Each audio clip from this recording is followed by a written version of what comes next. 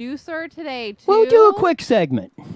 Okay, so I want to do a little teaser. I found this great article, which I totally forgot to clip and send into the show thread. So we're going to do it on Friday, but there's this new hot makeup trend, and it's going to blow your mind. You're never going to guess what it is. Like, you want to take a guess? No, because I want to be surprised. You have no idea. Yeah, I would have no idea. Yes, I would be totally guessing. No, even I was like, what is this? It's got to be something really bizarre if you're freaking out on it. Thing yes. Ever. I saw. I'm not even gonna. Anyways, I wanted to do national days because those make me happy. Pull it up on the thingy. Pull it up on. You want to do it on YouTube? Why people wait for me to type them? Like I know what I'm doing. I don't. There you go. National days. Roy's gonna read them off while I type. Go. National. What is that? Pen. Oh boy, that one. Oh, Peninsula fudge. Peninsula. What the hell is that? I have no idea. But my favorite one was National Rat Catchers Day. Is that a thing? Is that your exterminator? That's why I'm like, what is that? National Ham Hock Day, National Hot Dog Day. That's today on the deal. Tomorrow, it's Gorgeous Grandma Day. That would be my favorite one, I guess. I didn't even know there was a Gorgeous Grandma Day. But aren't all grandmas gorgeous? They are, but my little ones are going to have to go say hi to their gorgeous grandma. There you go. National Vanilla Ice Cream Day. What could be more bland than that? National Refreshment Day. Fourth Thursday in July. So that's for the national days on that while we're getting ready to crank her up. Where's your jingle palette, buddy? On that, it's right over here. Sounds like you messing with it. And we're on Facebook. On that, we're on Facebook? Oh. We're on Facebook.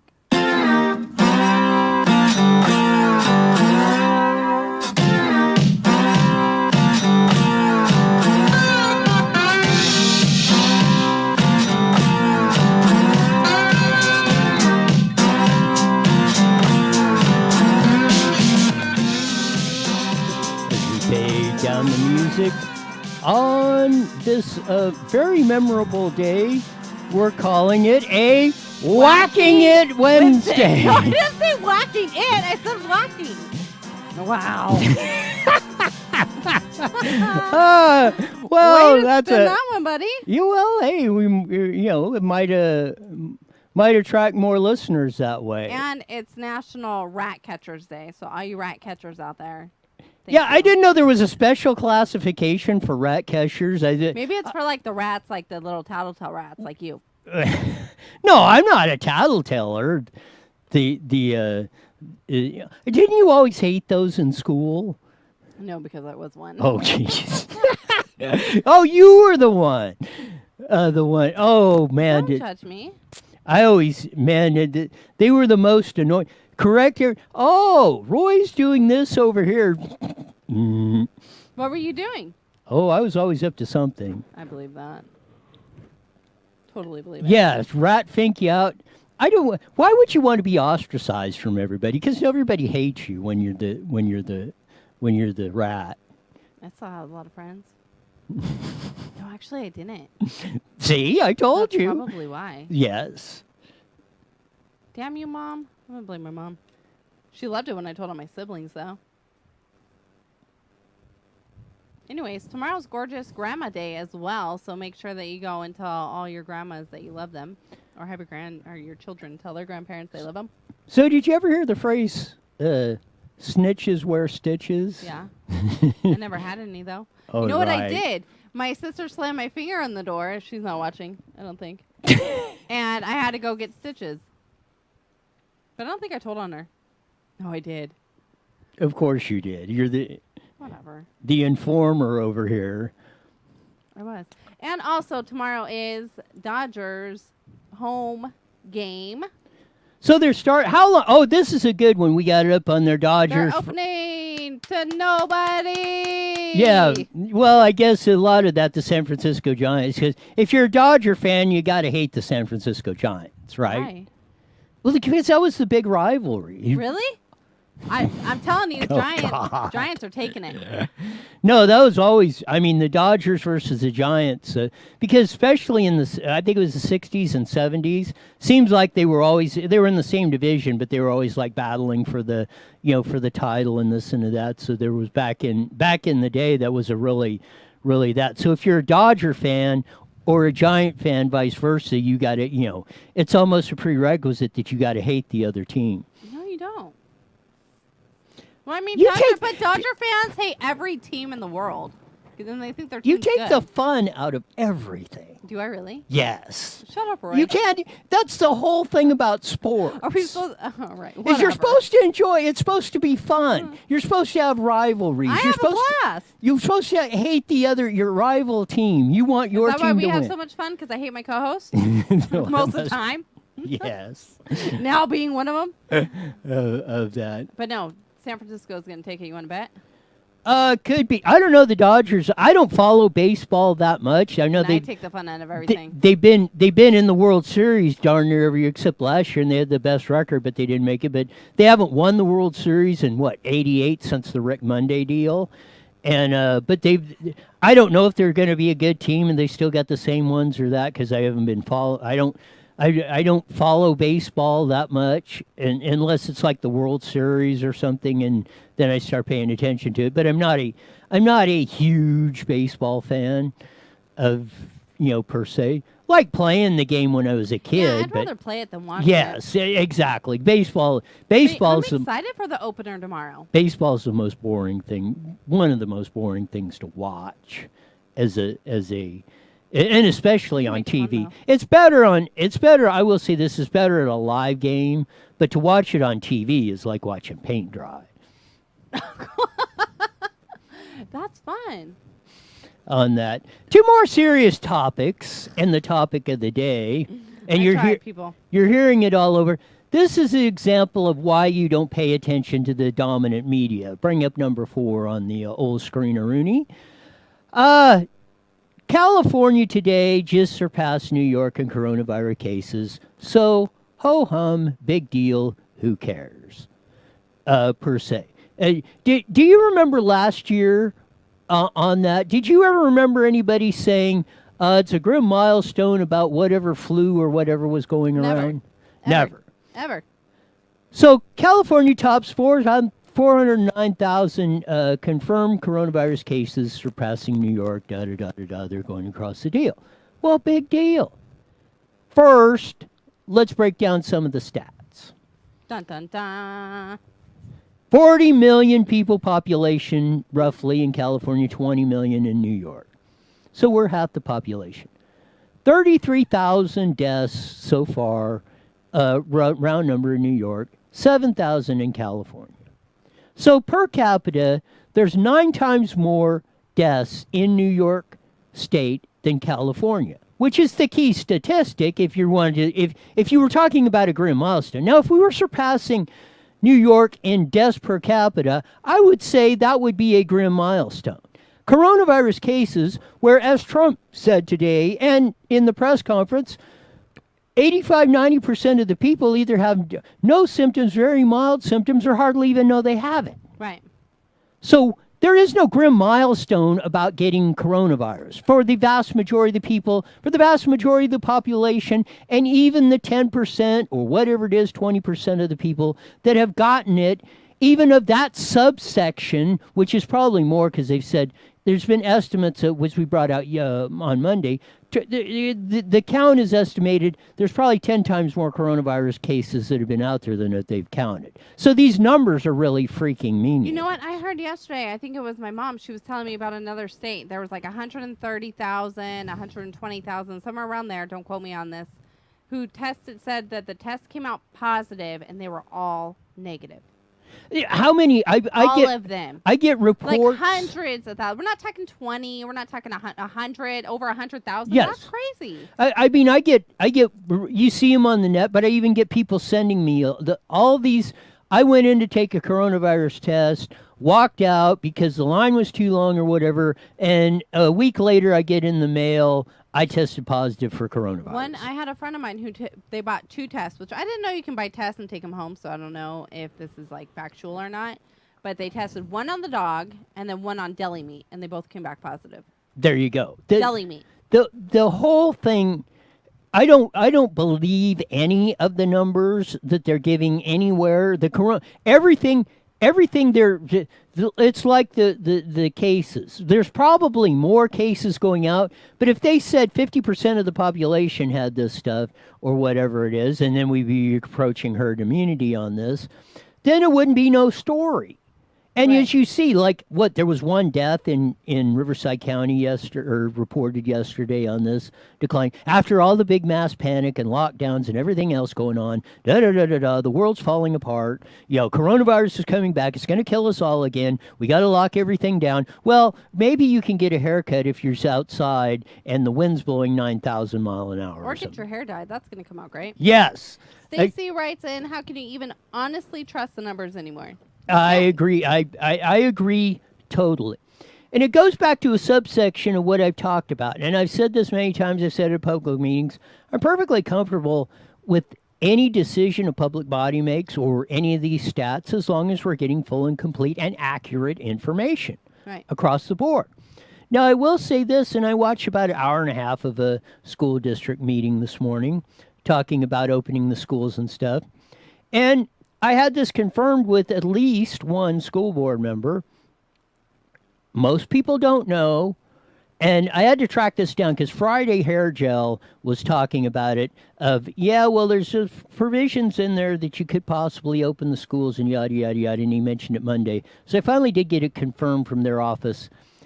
Right now, in the state of California, the superintendent of any school district can petition the state of California to open up elementary schools. Right.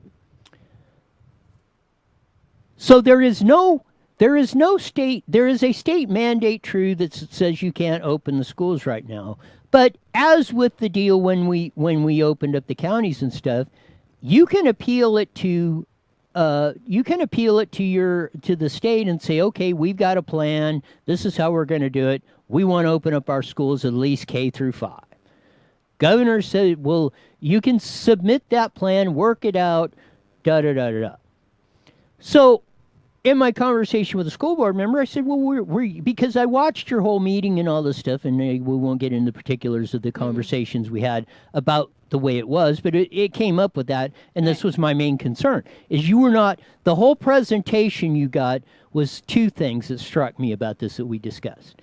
There were no outside opinions, studies, anything. It was all the school district employees, the union employees, and representatives. There was no outside consultants that were mentioned in this whole hour and a half deal. Second thing, it was never brought up that you could open K through 5 on that, and in their particular study, which I will get the documents to, and we will review that, 58% of the parents surveyed in this were wanting some form of the schools opened up. So amongst that, and they're saying, well, we want to open up the schools, yada, yada, yada, but it's safe and da-da-da-da. Well, if you do, why aren't you putting a plan together to do that? You can do that. You can submit it. You can work on it. And if you were doing that amongst the deal, and like I told them, you did it got into the particulars of how, why, and this, but I said, this is what makes me question what's going on. Because if I know what I know and you're not telling me, and it's not coming out, or that information's not coming out, or the stats and stuff and they're going one-sided, or the other side of the story, or is it safe? We have real-world stories, but we only put one story that fits the narrative that we want.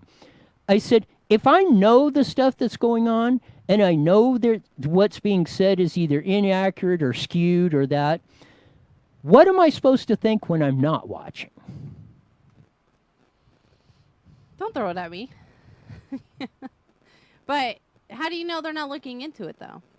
Well, maybe they are, but with it so close and around the corner. They did. And the school board member said, yes, I know about it. I said, well, why wasn't it brought out? No, I mean, why aren't they looking into more? But if they say that at the board meeting, and I'm not saying this is my opinion and my opinion only, if they even give a little bit of going back to school, you're giving all those parents hope that school's opening again. I personally, as a parent, would rather say, you know what, school's not coming back. Don't even think about it. Let's get on like distance learning for a month, and then we'll go and revisit it again. But know that our district is still looking at different ways to try to open the school. You know what I mean? That's like I don't want the false hope, and I feel like they're not giving that. But with all the districts that aren't going back to school, do you think that our district would go back? I mean, are any school districts in California going back to school? That's what. And Melissa Melendez, our state senator out here, represents the Temecula, Hemet area. Put it out today too. She finally confirmed it too. Same thing, and she's asking the same thing. Go to your school boards and say, okay, you have the parameters now. When you're saying. You are saying what's technically correct. Yeah, the governor has a mandate. We're going to only do distance learning. Right. But you can do this. And then this is how you get things done. I disagree with you about that. They should have brought it out or should have, and notwithstanding how they should have done it, there is ways to do this without doing it at the board meeting and stuff when we had those discussions. But you should have that discussion because, for one, vast majority of the parents want to go back, and there's a lot of reasons why. Not only kids' education, economically, people have got their lives built around this. It's been disrupted. The study of how many kids want to go back to, or how many parents are going to be leaving their kindergartners at home when school alone. opens. Yes, alone. Kindergarten till was it third grade? Yeah, alone. Well, what else do they got to do? That like makes me panic, and they're not even my children. Exactly. That's what I'm saying is, where is the provision? They're locking it down of that. Who is the most vulnerable? Okay, I could say if your kid's sixth grade, so what are you about? No, not even that. Well, you're 11, 12, depending on the kid, even 11, 12. I mean, that's not that's optimum, or back in the day that wasn't such a big deal, but we can debate that. But, yeah.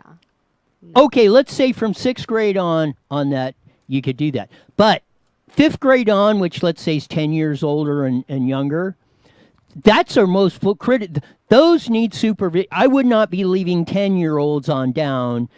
If they're 8, 10, 20, 30% of them are going to be home alone for a certain amount of time, 2 or 3 hours a day, that is ridiculous. That's scary. And it's more than 2 to 3 hours. You figure mom goes to work or dad goes to work anywhere between 5 and 7 a.m., doesn't get home anywhere between 2 and like 5 p.m. 2 or 3 hours, 2 or 3 minutes is probably unacceptable. Much less if you had left your kid, and let's just say you left your kid all alone at your house or anybody's house. This is going to make it specific. Let's say a parent leaves their kids, abandons their kids, little kids, 5, 6, 7, 8 years old, all day at their house, take off. And let's say the neighbor calls up, sheriff's department, CPS or whatever, and says, hey, we don't see nobody around. There's kids wandering around. The parents' cars are gone. We called over there. Nobody's answering the phone. I mean, you talk about a 911 situation.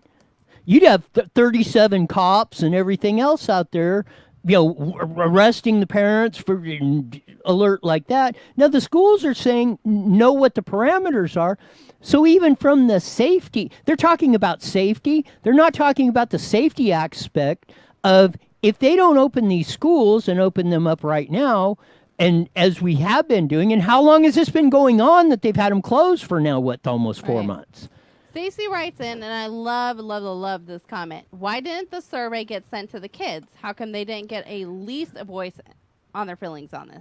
That is a great point. We will. No, we will. We'll get the complete survey because it's public record. The school district paid for it. Kids didn't get to vote. They didn't. Well, we'll see. We'll see if that question was asked or on there. But if they didn't, that's a great point. But I've seen many reports on that. I mean, kids are like... And she disagrees with everybody wanting to go back to school. She doesn't think parents really want to go back to school, or teachers or students. Well, teachers... I can't find your exact comment, Stacey, but thank you for commenting. Well, most of the reports I've seen on kids, they want to go back to school. They want, that. All the studies are which is kind of surprising to me, but, that I'm going to I'm gonna take that with a grain of salt. Susan from Hooper Valley writes in, I would never have left Stephanie alone even at the age of 18. She probably did. You want to bring it on, Mom? Yes. You want to talk about it? I think we could probably double that number, probably too. You're on her side? Uh, Okay. I'm producer today as well, so if the show goes down. No, it's part of the it is of the thing of that, and they're talking about safe schools, and like I said, and I asked it in my public comments at the school board meeting. I said, and I'd like to hear, name me the one school teachers, California Teachers Association, local school union, or classified, unclassified employees of the school districts that have come out and said, let's get the schools opened up we want to do it, but we want to do it safe and yada, yada. That's just a code word for we ain't opening these things because we're enjoying our vacation too while we're getting full on paid benefits and everything else. But So- their distance learning is going to be so much harder. Every teacher knows, even me not being a teacher knows their distance learning is going to be harder than in class. Yeah, there is, and they're trying to make the case, well, we're going to do it better, yada, yada, yada. Fine, I'm sure they were. But in practically every case I've seen over the last 4 months, and we've got a lot of across the world, distance learning has been a disaster. Edward writes in, watch this all go away after elections in November. Oh, I that's- don't want to wait until November, Edward. Yeah, because it's going to be a mute point of what's going on that whole enchilada on that. Probably beat this one up, but here's just one. We're going to do this quick when we're going to roll through some of these videos. Another good thing to look forward to on this and get ready to hit it. We're going to hit a video coming up. Food prices are exploding for the most in the last 20 years. CBS 2 report, here we go. 9 years. Get ready. Grocery prices are expected to rise 3% on average this year, according to a report by Fern's AG Insider. And that would be the highest increase the U.S. has seen since 2011. It would also mean grocery prices are rising faster than food costs from restaurants and fast food chains. So maybe they'll eventually catch up. Yeah, the increase is due to the surge in demand for meat, poultry, and fish during this pandemic.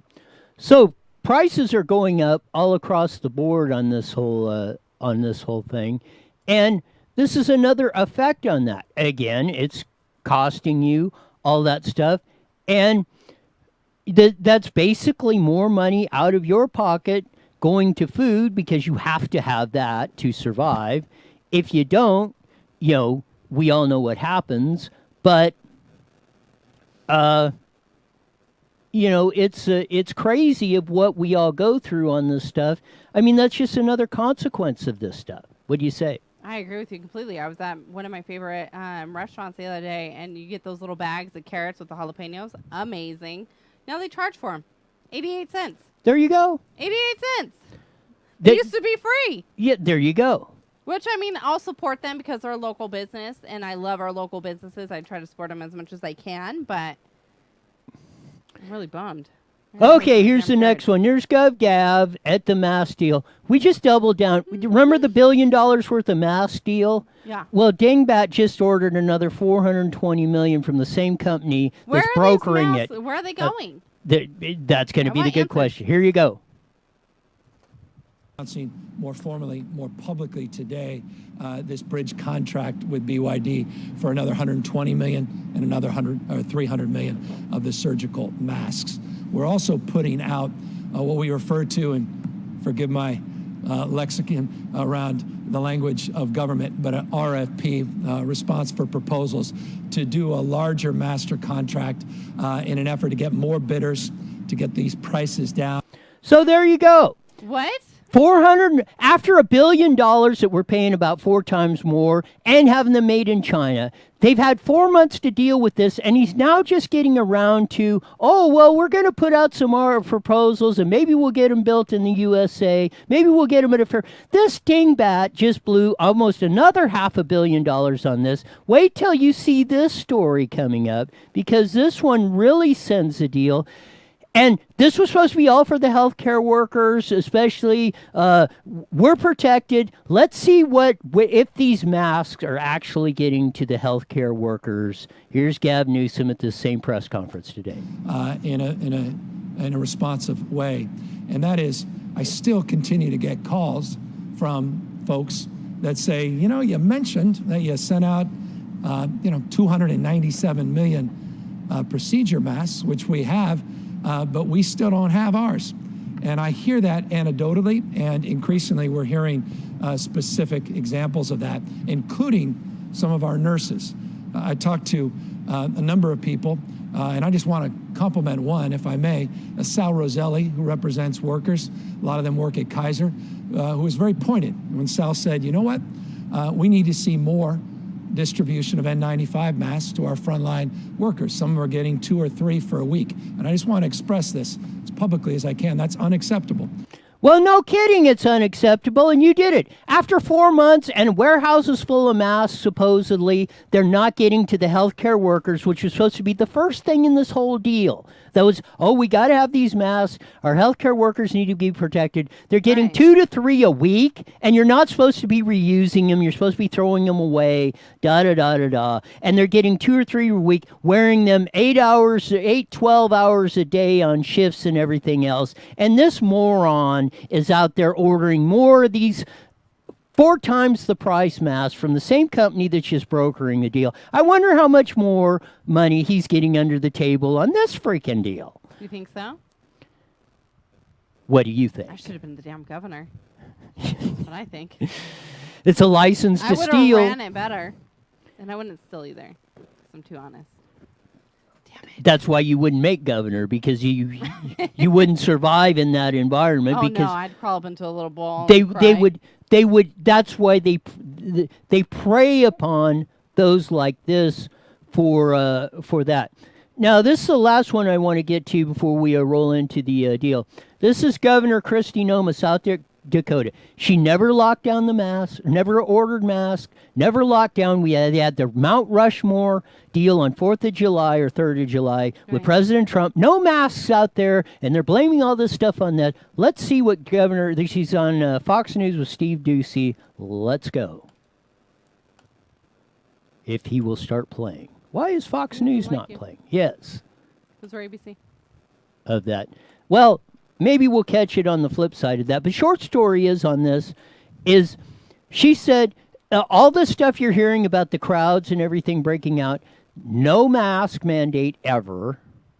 No, they had the big gathering at Mount Rushmore and all that. Remember the first in-crowd deal was at Jefferson Park Speedway, sprint car races, when all this about 2 months ago, they had a crowd out there and everything else. First live sporting event with attendees was in South Dakota, and that went off. All that, no spread, no deaths, no nothing in South Dakota. Why is that? Why are we at a 9 times less death rate than New York and California, and they're spreading all these signals on this stuff? It's all a bunch of BS. They're not explaining you to the real reason of why this stuff spreads and why it doesn't. Exactly. Daniel writes in, Stephanie for governor. She has my vote. Thanks, Daniel. I'll vote for you. You all are crazy. Well, I think you should run for governor, though. Oh, crap. I can't believe I just said that. The world. There was no threat behind that. The world. Like, I willingly said that right now. The world would never run as smoothly as it would if I was governor. You think Donald J. is insane? Yes, No, which is kind of weird. Yeah, I saw the past 2 press conferences, and we can maybe talk about it a little later on. But you're seeing a more subdued, let's say, presidential Donald Trump doing that. I think, my opinion, that's going to backfire on him. Don't take. I say this about me or anybody else. Don't take Donald Trump away from Donald Trump. Donald Trump is successful because of what he is and how he does it. Trying to make him into something he's not is a recipe for freaking disaster. Exactly. With all the warts or everything that's on, you can't take him out of the equation on that, or try and change him and make him into something you think. Trump works because that's what he is. And across the board on that stuff, it will not, it's just my opinion, if they keep this up on that, and maybe we'll get to it too, but Joe Biden called Trump a racist today on the first racist president ever.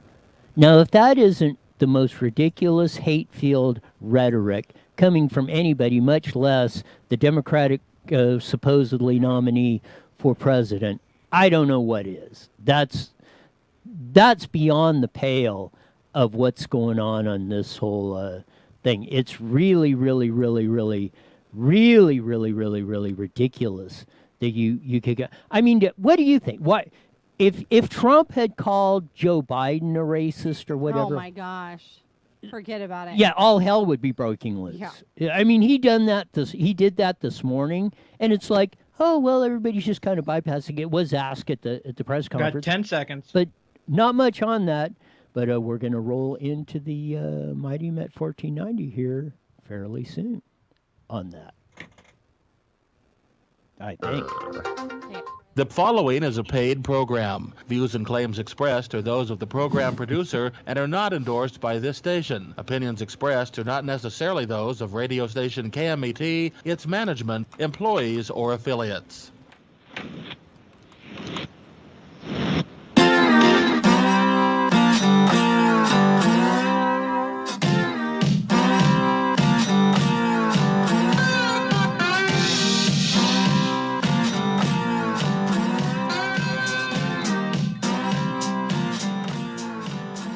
There's that funky slide guitar music that comes on every Monday through Friday on the Mighty Met 1490 KMET, broadcasting all across the Inland Empire. As they're joining us, as we've been on in the first half hour on IE Newswire on both Facebook and YouTube, on a Wacking Wednesday. Well, at least you got it right this time on there. Wow. You'll have to go back to the first. Those of you that didn't watch it on, and that's another good reason, go over to YouTube on that. Well, and like I said, we have the segments on exclusive makeup with Stephanie on that are kind of bizarre on that. But go watch the intro of what we did on that coming into IE Newswire on that, and you'll kind of get the joke of that was coming in. But and no, make sure you hit that like and subscribe button so that way you get prompt every time we go live and you hear Roy's beautiful face and voice. You should say Stephanie's beautiful face and Roy's lovely voice. I just like lying to our viewers. I'm just kidding. Yeah, I'm getting the politics stuff down. There you go. Well, you might make that governor's deal here. Go. You keep it Get up buttons. on Bumper that. stickers. Of that. It's been a jam-packed day. We'll have Susan Shelley up here in a minute or two on that, as we usually do once a week to give her insights on all the news. Hair gel. Remember the whole mask deal, $1 billion worth, and we had the whole fiasco of that. Brokered a deal with a company here that never made masks, didn't build any, sent them out to China, contracted him. Who knows how much we're getting screwed on this? We're probably paying 4 to 5 times more. On top of that, hair gel almost doubled down of another 50% more, $420 million more. We ordered of that today from the same company of that. On top of that, he's standing at his press conference doing a bunch at a warehouse with all these masks stacked up, and then telling you the story of how healthcare workers are not getting the mask. After 4 months, we haven't been able to figure this out, but we're doubling down, buying more of that. It's absolutely incredulous of what's going on that. Joe Biden called Trump a racist, our first racist president. No reaction. Can you imagine what would have happened if that was the other way around? That they would even say that. I mean, I don't think he's ever given a reason. What did he do to deserve that?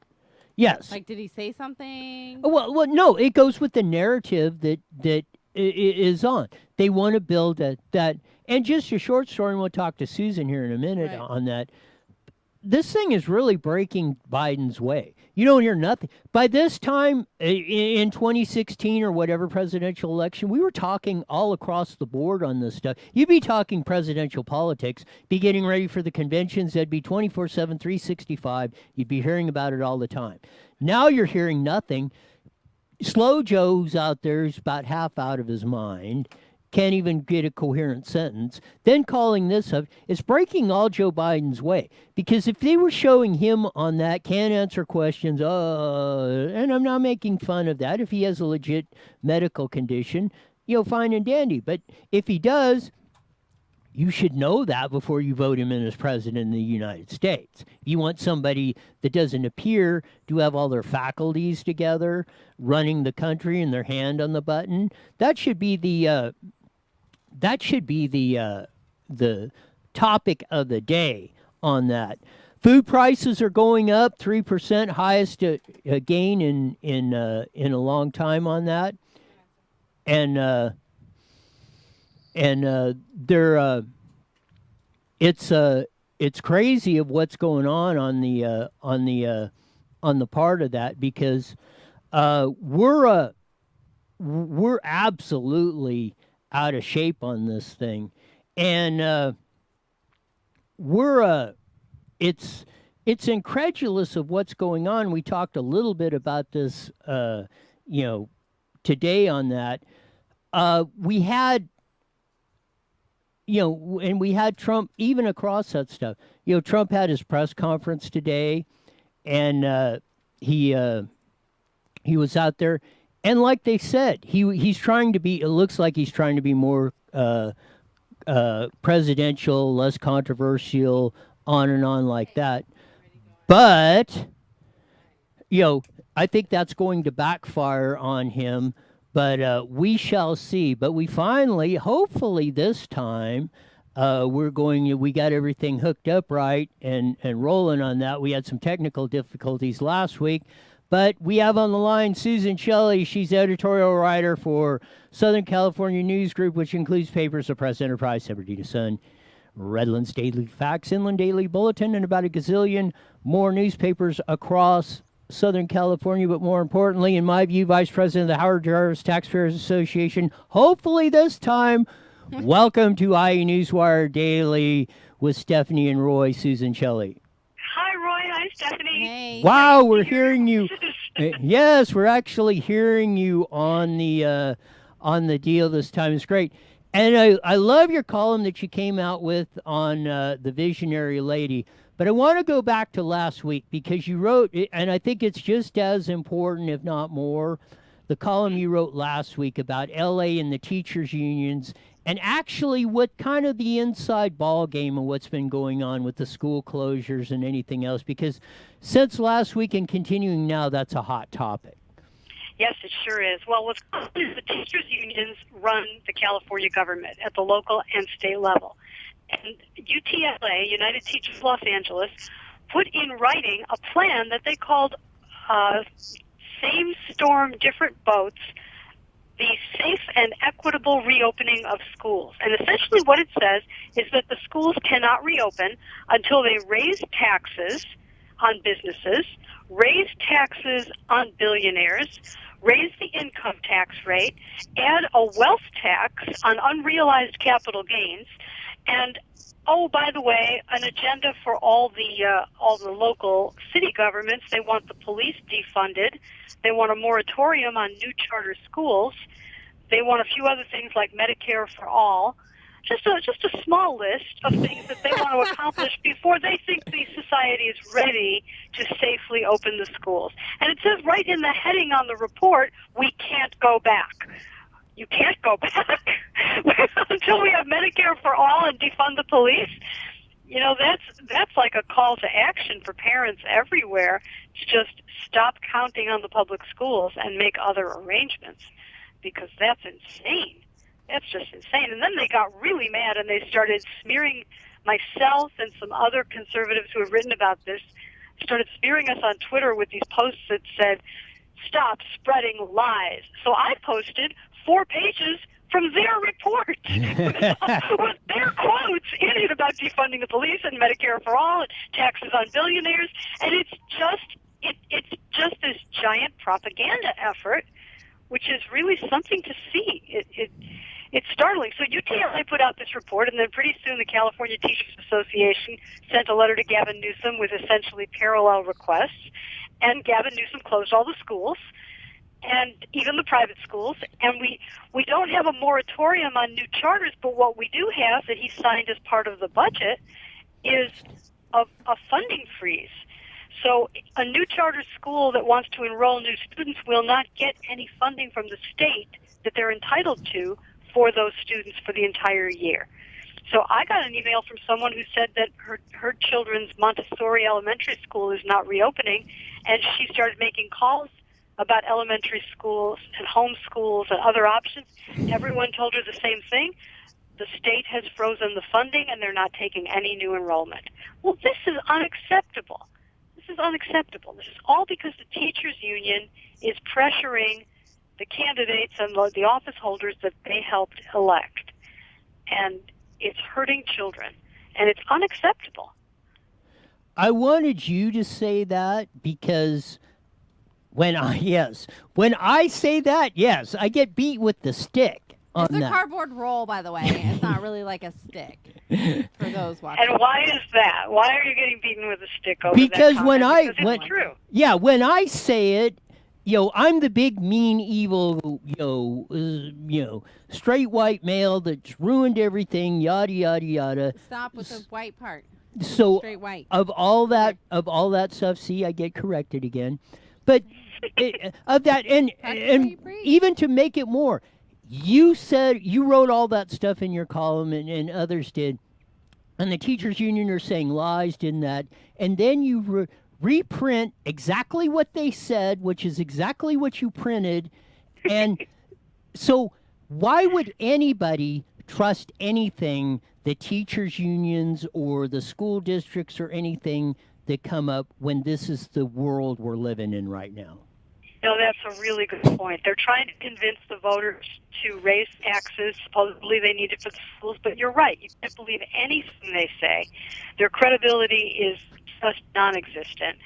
We saw this in Los Angeles when there was this big campaign to try and pass Measure EE, which was a parcel tax supposedly to fund the schools, but really it was just to fund more salary increases and more pension payments for the teachers union.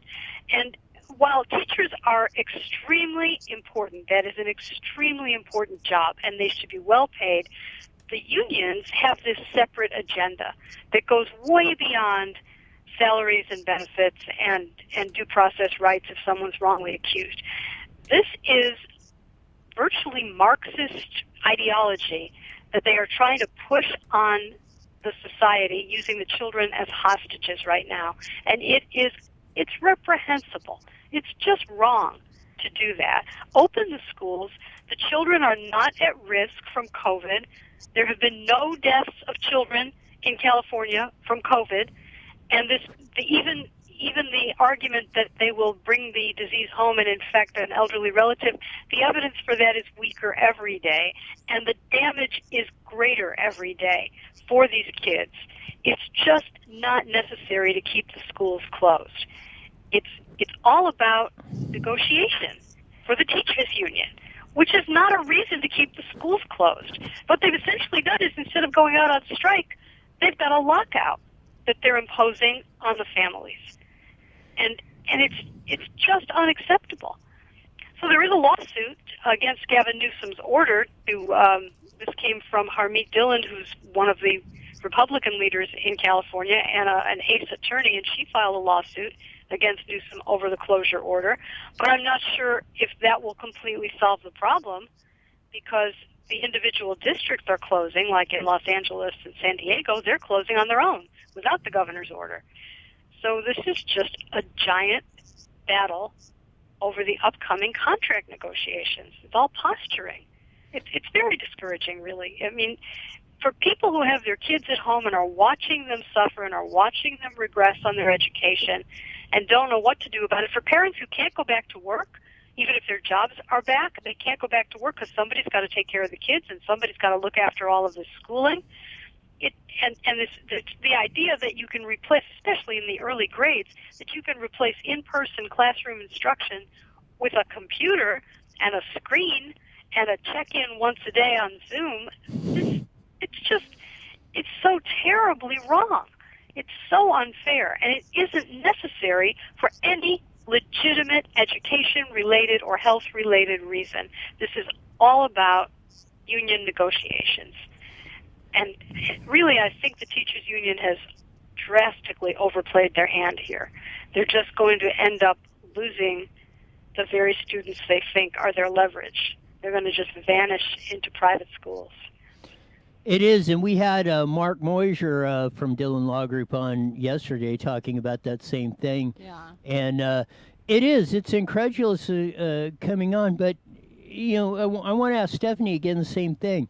Now that you're hearing, exactly, or seeing how the, how a lot of these processes work, right, and what, really, all seriousness aside on this, you see what a lot of the things I talk about, Susan, Shelley, and a few of us others have brought out, why we have a lot of concerns about what's going on, and have been for decades, and now you're seeing a lot of the culmination of this, and why going to the future, more people need to pay attention to this stuff so we don't wind up in the situation we are now. No, I definitely do. And like when I first did come onto the show, politic world was never my thing. I hated politics. I never wanted to hear about it. I lived under the rock because it's easier to avoid it and ignore it than to actually see the reality of it. Because like Susan said, I mean, I'm a parent at home with my kids and I feel helpless. I can't teach my kids like a teacher can.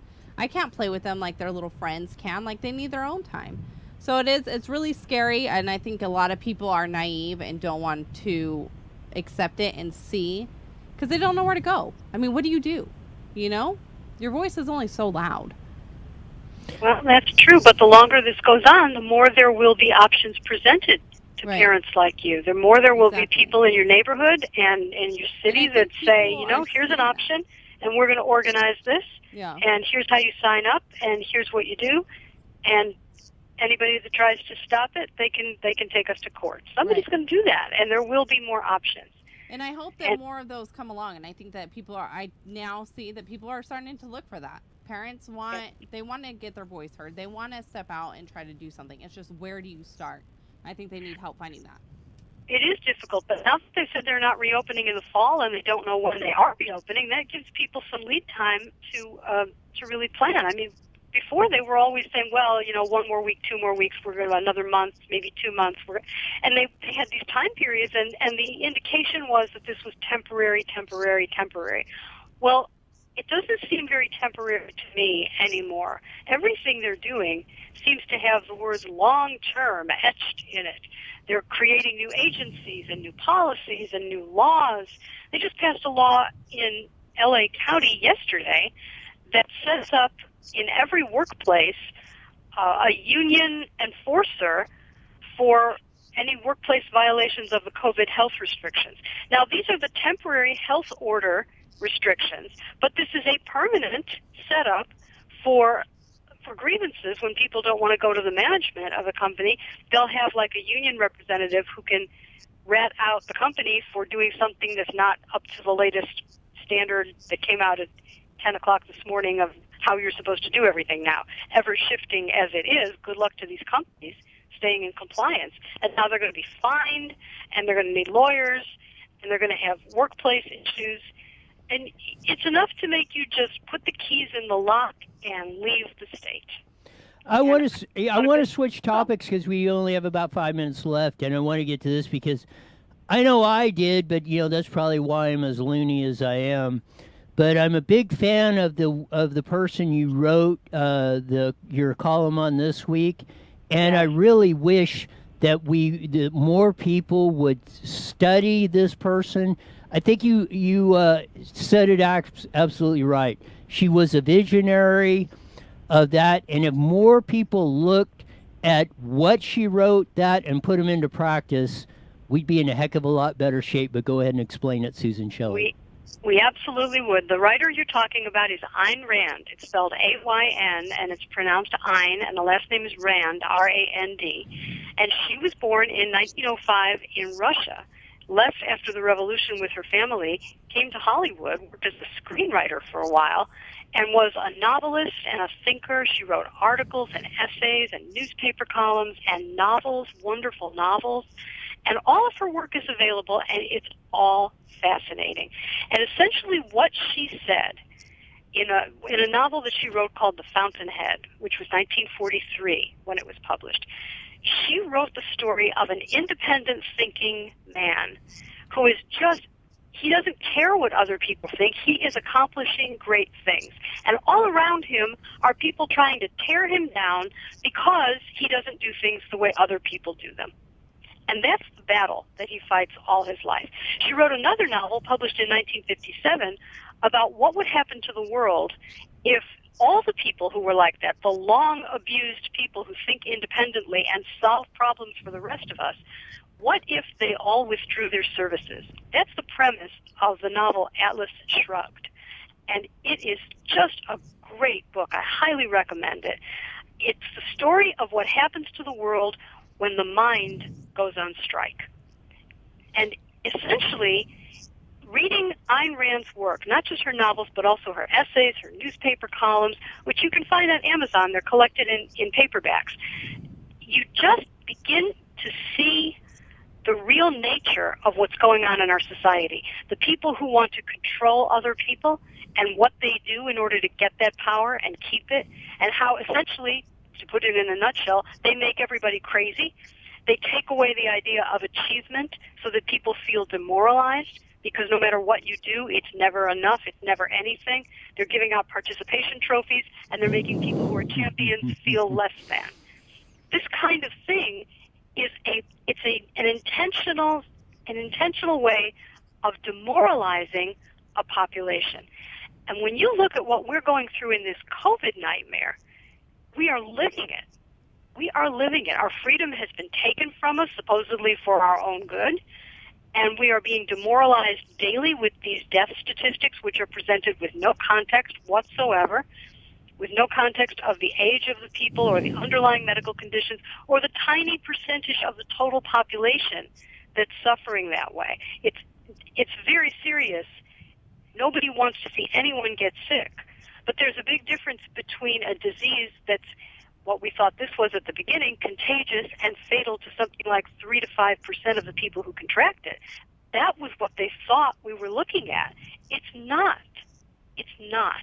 It's contagious, but it's fatal only to a very narrow group of people with particular identifiable conditions who can be protected very well if we focus on that, which we have not done, because we're too busy with our beach restrictions and our mask orders and shutting down bars and restaurants and elementary schools, which is all pointless, useless, worse than useless.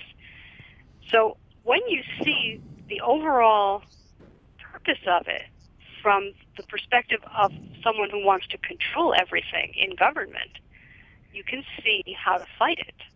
And the way you fight it is you stand up for freedom and you stand up for individual rights.